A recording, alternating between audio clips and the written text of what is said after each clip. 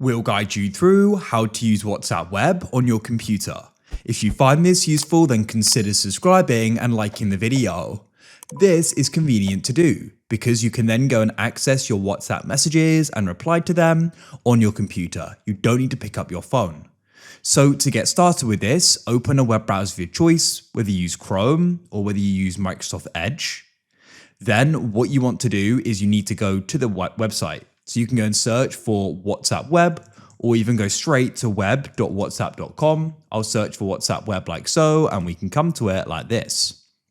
Now, what you need to do when it loads is you're going to go and see we have got a QR code, which you can go and scan here, or you can press login with a phone number. Type in your number and you'll receive a notification. We'll use the QR code though.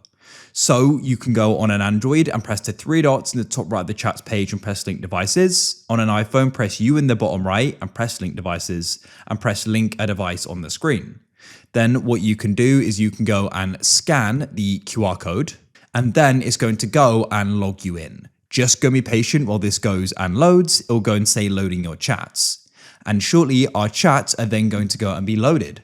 So I've only got one chat here. You may go and have lots. And then what you can do is you can go and click on it and you can go and start using it. So I could go and write a message like, hey, and I can then go and send it like so.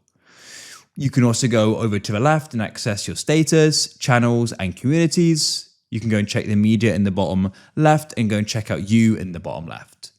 And at the top, you can go and use the different filtering options as well. So that's it. If you found this useful and you want to see more guides like this, then please consider subscribing and liking the video.